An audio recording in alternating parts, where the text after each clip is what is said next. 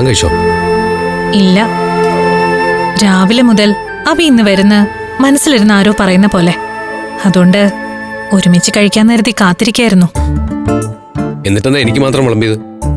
ഞാൻ കഴിച്ചോന്ന് അബി ഇപ്പോഴല്ലേ ചോദിച്ചേ? ആ, അത് ശരി. അയ്യോ അബി, ഞാൻ വിളമ്പിക്കോളാം. അബി ഇരിക്കേ. വേണ്ട, ഇന്ന് മാഡത്തിന് ഞാൻ വിളമ്പി തരാം. ഞാൻ ഇല എടുക്കട്ടെ? അയ്യോ വേണ്ട, ഞാൻ വിളമ്പിക്കോളാം. ഞാൻ വിളമ്പിക്കോളാന്നേ. പറയുന്നതും കേട്ടാ മതിയല്ലോ. മാഡം ഒന്ന് സമാധാനപ്പെട്. എന്നിട്ട് ഇങ്ങ് വാ, ഇങ്ങ് വന്നേ. അബി ഇവിടെ ഇരുന്നു.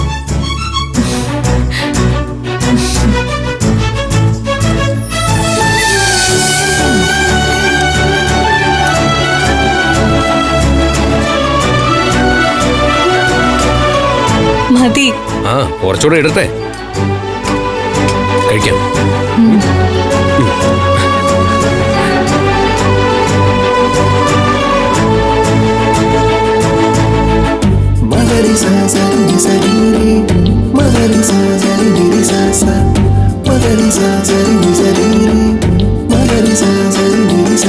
ഇങ്ങനെ ഒരുമിച്ചിരുന്ന് കഴിക്കുന്നതിന്റെ സുഖം ഒന്ന് വേറെയാ. വെറുതെയാണോ ഞാൻ കാത്തിരുന്നേ?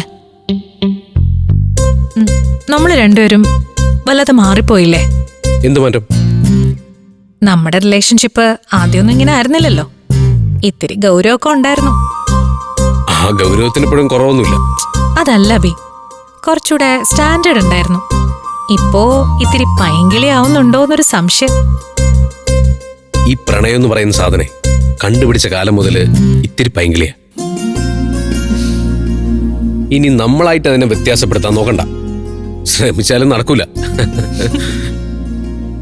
പ്രേമം എന്ന് പറഞ്ഞാലേ ഇങ്ങനെ തന്നെ ആയിരിക്കും. ഇത്രയും നാളും നമ്മൾ അതറിയാതെ പോയി. ചിലപ്പോ ആയിരിക്കും. എന്റെ കാര്യം പറഞ്ഞ 12-ാം വയസ്സിൽ തുടങ്ങിയ പോരാട്ടോ ജീവിതത്തോട്. അനിയത്തിമാരെ നന്നായി വളർത്തണം എന്നുള്ള തത്രപ്പാടിൽ പ്രണയമൊന്നും മനസ്സിന്റെ 7 അയലത്തോടെ പോലും പോയില്ല. അതിനൊന്നും സമയവും കിട്ടിയില്ല.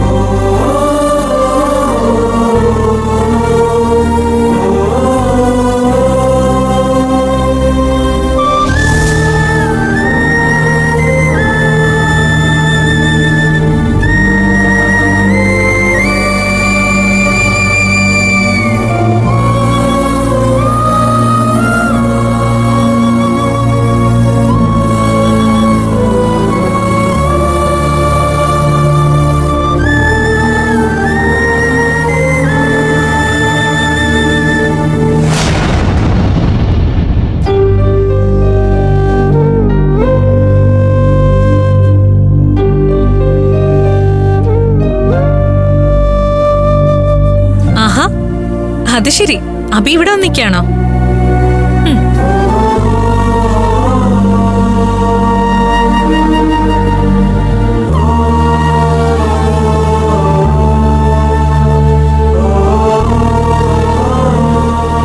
ഊണിന് ശേഷം ഒരല്പം മധുരം നല്ലതാ.